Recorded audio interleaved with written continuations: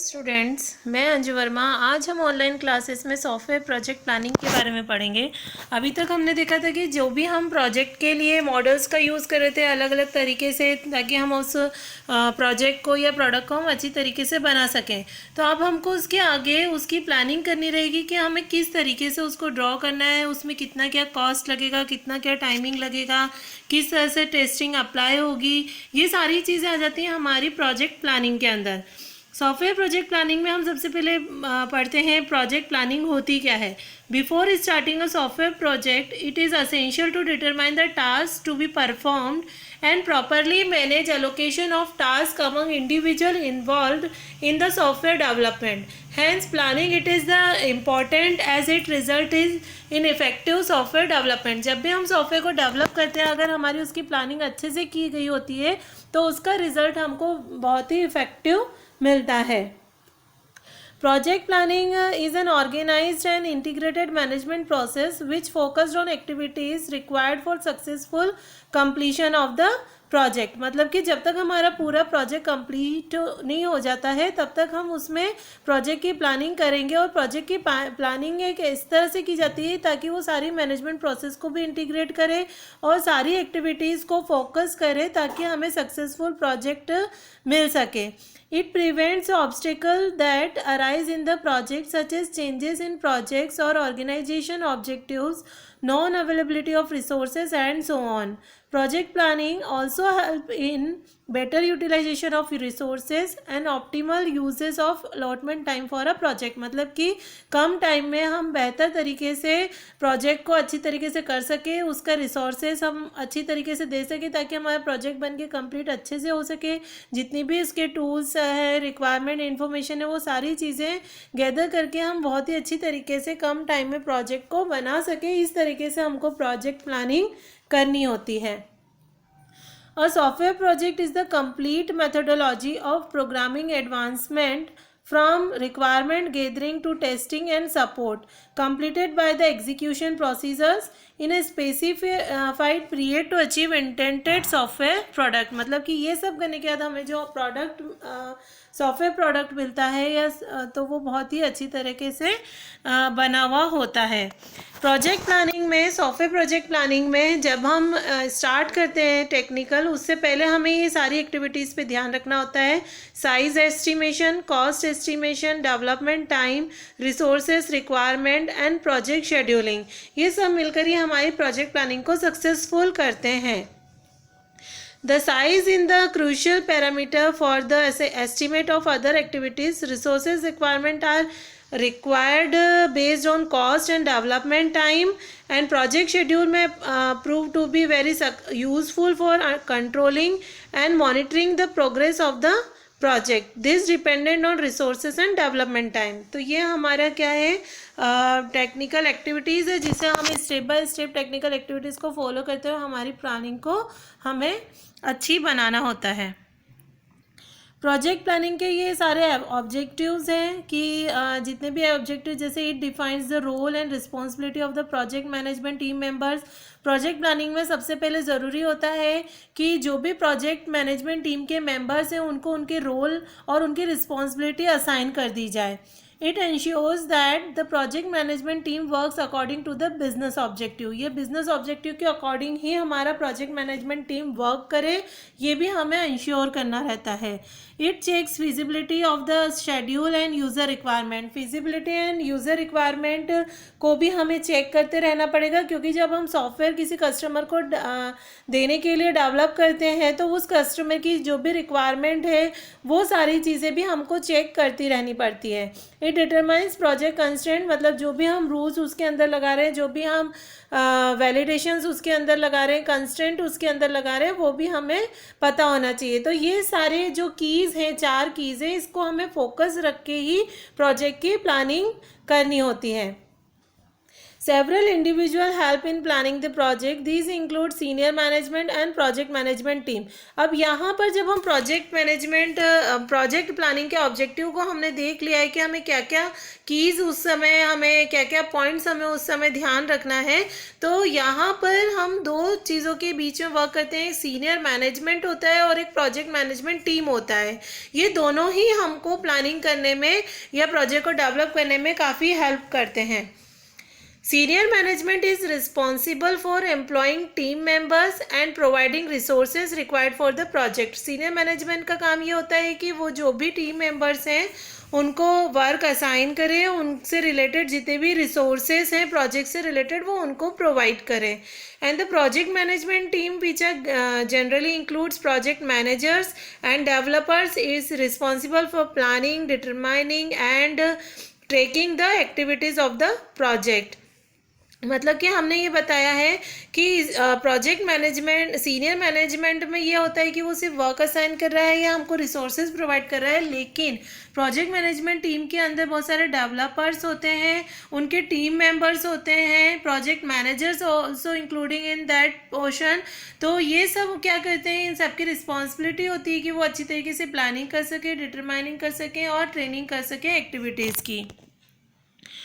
यहाँ पर हमने टेबल के फॉर्म में नहीं देखे, हमने इस तरीके से दिया है. यहाँ पर project planning should be effective so that the project begin with the well defined task. जब हमारी प्रोजेक्ट प्लानिंग बहुत अच्छी तरीके से बन जाती है तो हम अलग अलग टास्क को बहुत ही अच्छी तरीके से डिफाइन करके हम सर्कुलेट कर सकते हैं. देखिए, हमें अगर प्रोजेक्ट को डेवलप करना है तो सबसे पहले प्लानिंग पर ही हमारा प्रोजेक्ट स्टार्ट होता है. अगर हमने प्लानिंग नहीं करी तो हम उतनी अच्छी तरीके से प्रोजेक्ट को डेवलप करके नहीं दे सकते हैं. तो प्लानिंग में हर चीज़ आ जाती है कि हम वर्क असाइन कर रहे हैं या कोडिंग कर रहे हैं, प्रोग्रामिंग कर रहे हैं, उस प्रोजेक्ट को पूरा कंप्लीट होने में कितना टाइम लग रहा है, उसमें कितनी कॉस्ट लग रही है, ये सारी चीज़ों को ध्यान में रखकर ही प्रोजेक्ट की प्लानिंग हमको करनी होती है. Effective project planning helps to minimize the additional cost incurred on the project while it is in progress. Okay, for effective project planning some principles are followed. हमें ये सारे प्रिंसिपल फॉलो करना होता है. सबसे पहले planning is necessary. Planning should be done before project beginning. मतलब हमको प्रोजेक्ट स्टार्ट करने से पहले पूरी प्लानिंग कर लेनी चाहिए. उसके लिए जो भी ऑब्जेक्टिव्स, शेड्यूल्स हैं वो अच्छी तरीके से समझ लेना चाहिए. सेकेंड नंबर पे रिस्क एनालिसिस है. Before starting the project, senior management and project management team should consider the risk that may effect on the project. मतलब कि जो हमारे दोनों सीनियर मैनेजमेंट है या प्रोजेक्ट मैनेजमेंट टीम मेंबर्स हैं वो सबको कंसीडर कर लेना चाहिए कि क्या क्या रिस्क उसमें आ सकती है और क्या क्या कंटेंट हमारे प्रोजेक्ट को अफेक्ट कर सकते हैं. फॉर एन एग्जाम्पल इसमें दिया है, the user may desire changes in requirement while project is in progress. In such case the estimation of time and cost should be done according to those requirement. हो सकता है, क्योंकि देखिए जब हम प्रोजेक्ट बना रहे हैं और बीच में ही किसी कस्टमर की रिक्वायरमेंट आ जाती है तो वो हमको चेंजेस करने पड़ते हैं, तो वो टाइम भी लेता है और उसके अकॉर्डिंग उसकी कॉस्ट पर भी अफेक्ट पड़ता है. तो ये हमारा होता है रिस्क एनालिसिस. उस समय कस्टमर ये नहीं बोल सकते कि तुमने ऐसा क्यों किया, क्योंकि उसके अकॉर्डिंग ही हमारे प्रोजेक्ट में चेंजेस हो रहे हैं. नंबर 3 है इसमें tracking of project plan. Once the project plan is prepared it should be tracked and modified accordingly. मतलब कि जब हम अपने प्रोजेक्ट प्लान को पूरी तरह से प्रिपेयर कर लेते हैं तो हो सकता है कि उसमें कुछ भी मॉडिफाई भी हम कर सकें according to the project. meet quality standards and produce quality deliverable. The project plan should identify process by which the project management team can ensure quality in software. Based on the process selected for ensuring quality and the time and cost for the project is estimated. ये सारी चीज़ें हमको ध्यान में रखनी होती है. Description of flexibility to accommodate changes. The result of project planning is recorded in the form of the project plan and which should allow new changes to be accommodated when the project is in progress. तो ये सारे हमारे क्या होते हैं, principles होते हैं. जब भी हम प्रोजेक्ट को डेवलप करते हैं, प्लानिंग कर लेते हैं, तो ये सारे प्रिंसिपल्स हमको ध्यान में रखने होते हैं. Need of software project management. हमें सॉफ्टवेयर प्रोजेक्ट मैनेजमेंट की ज़रूरत क्यों पड़ी? Software is said to be an intangible project, and software development is a kind of all new stream in world business, and there is very little experience in building software products.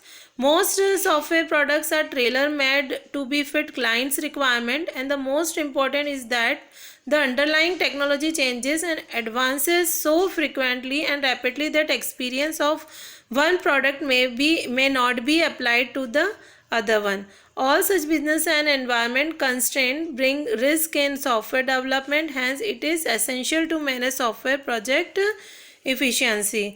मतलब कि हमें software project management की ज़रूरत इसलिए पड़ी कि जब भी हमें सॉफ्टवेयर डेवलप किए जाते हैं तो रिक्वायरमेंट के अकॉर्डिंग हमारे सॉफ्टवेयर में चेंजेस भी होते जाते हैं, और जो बिज़नेस अगर वो कर रहा है तो जो बिज़नेस कंस्ट्रेंट उसने यहाँ लगाए हैं वो दूसरे वाले में नहीं लगा सकता, उसके बिज़नेस कंस्ट्रेंट अलग होते हैं.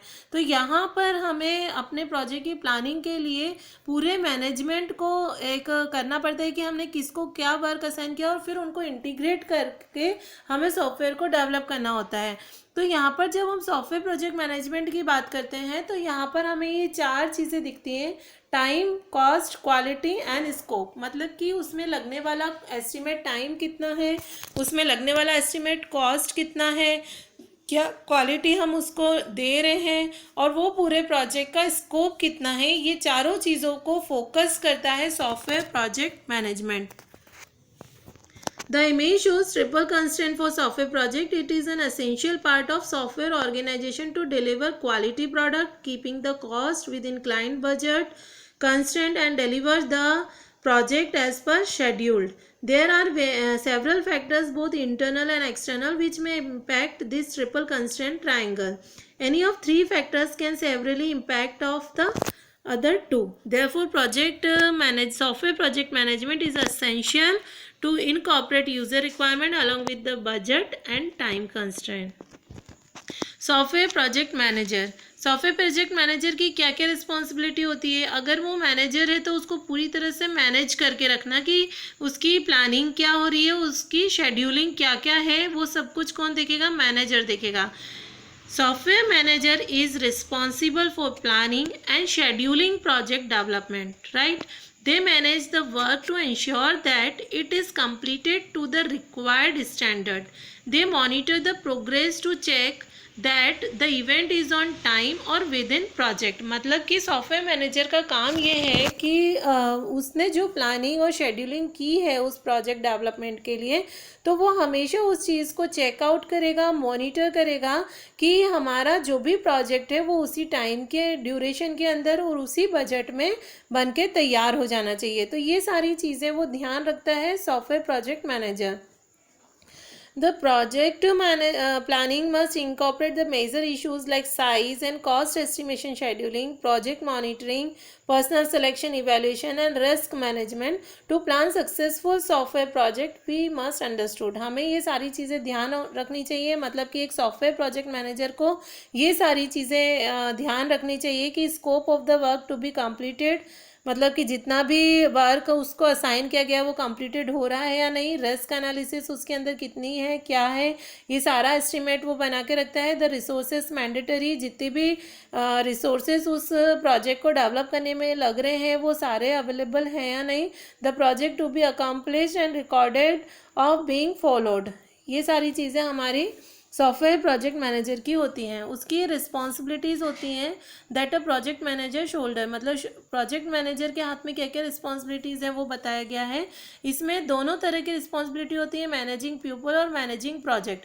मैनेजिंग पीपल में बार बार वो इंटरेक्ट करे अपने प्रोजेक्ट लीडर से, मतलब जो भी टीम मेंबर्स के जो भी एम्प्लॉयज़ रहते हैं उनके ऊपर लीडर्स होते हैं, लीडर के ऊपर मैनेजर, मतलब इस तरह की चेन बनी होती है तो वो आपस में इंटरेक्ट कर सकें. मैनेजिंग पीपल प्रोजेक्ट लीडर की तरह वर्क करें.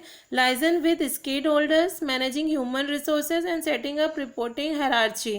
मतलब कि वही मैं आप जो बता रही हूँ कि एक एक हायरार्ची रहती है, एक मैनेजर है, लीडर है, देन उसके अंडर जितने भी एम्प्लॉयज़ है, तो वो एक हायरार्की मेंटेन होती है और हर हायरार्की को अपने से ऊपर वाले को एक रिपोर्ट करनी होती है कि उसने क्या क्या चीज़ें डन कर दी है.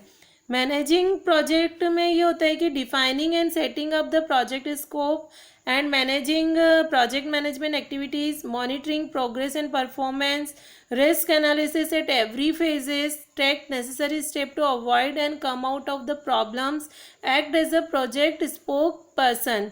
ये सारे मैनेजिंग प्रोजेक्ट होते हैं. सॉफ्टवेयर मैनेजमेंट एक्टिविटीज़, जब हम सॉफ्टवेयर मैनेजर हमने बना दिया, सॉफ्टवेयर मैनेजमेंट की प्लानिंग हमने समझ ली, तो उसके बाद में आता है कि सॉफ्टवेयर मैनेजमेंट एक्टिविटीज़ होती क्या है. Software project management comprises of a number of activities which contain planning of project, deciding scope of software product, estimation of cost in various terms, scheduling of tasks and events and resources management. ये सारी चीज़ें आती हैं हमारी software management activities के अंदर. यहाँ पर प्रोजेक्ट प्लानिंग, स्कोप मैनेजमेंट और प्रोजेक्ट एस्टिमेशन, ये तीन चीज़ों को उसने ध्यान में रख के बताया कि ये मेन एक्टिविटीज़ होती हैं किसी भी प्रोजेक्ट को डेवलप करने के लिए. सॉफ्टवेयर मैनेजमेंट की ये तीन मेन एक्टिविटीज़ होती हैं. नंबर 1 होता है प्रोजेक्ट प्लानिंग, जो कि अभी हमने पढ़ा कि software project planning is a task which is perform before the production of software actually starts. मतलब कि स्टार्ट होने से पहले हम जो टास्क परफॉर्म करते हैं उसे हम सॉफ्टवेयर प्रोजेक्ट प्लानिंग कहते हैं. It is there for the software production but involves no concurrent activities that has any direction connection with software production. Rather, it is a set of multiple process which facilitate software production. Project planning में include the following. Project planning में ये सारी चीज़ें include होती हैं. इसके बाद में हम बात करते हैं स्कोप मैनेजमेंट की. सॉफ्टवेयर प्रोजेक्ट प्लानिंग के बाद में आता है स्कोप मैनेजमेंट. स्कोप मैनेजमेंट में ये होता है कि it define the scope of project. ये प्रोजेक्ट के स्कोप को डिफाइन करता है. This includes all the activities process needs to be done in the order to make a deliverable software product. Scope management is essential because it is create boundaries of project by clearly defining what would be done in the project and what would not be done. This makes project to contain limited and quantifiable tasks which can easily to be documented and in turn avoids cost and time overrun. Scope management में ये बताता है कि हमारे project के लिए क्या सही है, क्या सही नहीं है, और उसकी सारी लिमिट्स को वो डिफाइन करता है. अगर हमने ये सारी चीज़ें करते हैं, डॉक्यूमेंटेशन, अगर इससे हमारा डॉक्यूमेंटेशन इजी हो जाता है और सॉफ्टवेयर रन होने में हमें टाइम और कॉस्ट दोनों ही कम लगता है. During project scope management it is necessary define the scope, decide its verification and control, divide the project into various smaller parts for easy of management, verify the scope, control the scope by incorporating changes to the scope. ये सारे इसके necessary tools होते हैं जो कि scope management में हमारी help करते हैं. अब हम बात करते हैं प्रोजेक्ट एस्टीमेट की. जब हमने ये देख लिया कि हमारे प्रोजेक्ट की प्लानिंग हो गई है, हमारे प्रोजेक्ट का स्कोप डिफाइन हो गया, लिमिटेशंस डिफाइन हो गई है, तब हम प्रोजेक्ट का एस्टीमेट डिफाइन करते हैं. For an effective management accurate estimation of various measures is a must. With correct estimation manager can manage and control the project more efficiently and effectively. मतलब कि ये हमारे प्रोजेक्ट मैनेजर के हाथ में होता है कि वो किस तरीके से प्रोजेक्ट को इफिशिएंटली और इफेक्टिवली बना सके. ये सारे हमारे एस्टीमेट पर होता है. एस्टीमेट मतलब कि उसमें सारी एस्टीमेट हमारे क्या लगना चाहिए, सही तरीके से लगना चाहिए, जो कि इफेक्टिव हो. प्रोजेक्ट एस्टीमेट में बहुत सारी चीज़ें इन्वॉल्व होती हैं, जैसे सॉफ्टवेयर का size estimation, effort estimation, time estimation. Software size estimation की हम बात करते हैं तो सॉफ्टवेयर साइज में B estimated either in terms of kilo line of line and by calculating numbers of function point in the software. Line of code dependent upon coding practice and function point vary according to the user और software requirement. Software size estimation में line of code कितना है, उसके लिए हम क्या functions define कर रहे हैं, वो सारी चीज़ों को एस्टिमेट लगा के सॉफ्टवेयर साइज एस्टिमेशन में ये सारी चीज़ें आती हैं. तो हमें पता चलता है कि हमारा सॉफ्टवेयर बहुत ही ज़्यादा बड़ा बन रहा है, लार्ज बन रहा है, या हमने उसको अगर स्मॉलर पार्ट में डिवाइड किया है तो उसमें किस तरह के फंक्शंस हम अप्लाई कर रहे हैं. तो ये सारी चीज़ें आती हैं हमारी सॉफ्टवेयर साइज एस्टिमेशन पे. एफर्ट एस्टिमेशन की जब हम बात करते हैं, the manager estimate effort in terms of personnel requirement and man are required to produce the software. For effort estimation, software size should be known. This can be either be derived by the manager experience, organization historical data, or software size can be converted into effort by using some standard formula. ये सब मिलकर हमारे effort estimation को बताते हैं. Time estimation, once the size and efforts are estimated. जब हमारा size और एफर्ट्स हम क्या क्या लगा रहे हैं ये एस्टिमेट हो जाता है, देन हम टाइम की बात करते हैं. The time required to produce the software can be estimated. Time required करता है कि हम किसी भी सॉफ्टवेयर को प्रोड्यूस करने में कितना टाइम हम ले रहे हैं. Effort required is segregated into subcategories as per the requirement specification and independency of various component of software. Software tasks are divided into smaller tasks, activities or event by the work through structure. The tasks are scheduled on day-to-day basis or in calendar month. ये सब हमारे time duration के अंदर या time estimation के अंदर आता है. इसके बाद हम करते हैं कॉस्ट एस्टिमेशन की बात, जो कि बहुत ज़्यादा इम्पॉर्टेंट पार्ट होता है. This might be consider as the most difficult of all because it depends on more elements than any of the previous one. For estimating project cost it is required to consider size of project, size of software, software quality, hardware, additional software or tools license, skilled personnel with the task specific skill, travel involved, communication, training and support. ये सारी चीज़ें मिलाकर हमारे cost estimation को बनाते हैं. मतलब कि पूरे प्रोजेक्ट को डेवलप होने में हम किस तरीके से कॉस्ट लगा रहे हैं, सॉफ्टवेयर को बनने में हमें किस तरह से कम्युनिकेट करना पड़ रहा है, या हम उसमें कुछ ट्रैवल भी इन्वॉल्व है या नहीं, ट्रेनिंग हम उसमें प्रोवाइड कर रहे हैं, सपोर्ट प्रोवाइड कर रहे हैं, या उस सॉफ्टवेयर की क्या क्वालिटी है, क्या क्या हार्डवेयर टूल्स उसमें लग रहे हैं, क्या क्या सॉफ्टवेयर टूल्स उसके अंदर लग रहे हैं, कितने स्किल्ड पर्सन की हमको उसके अंदर आवश्यकता है. ये सब मिलकर कॉस्ट एस्टिमेशन बनाते हैं. Thank you student. अगर आपको मेरा वीडियो समझ में आया हो तो इसे लाइक और सब्सक्राइब ज़रूर कीजिएगा.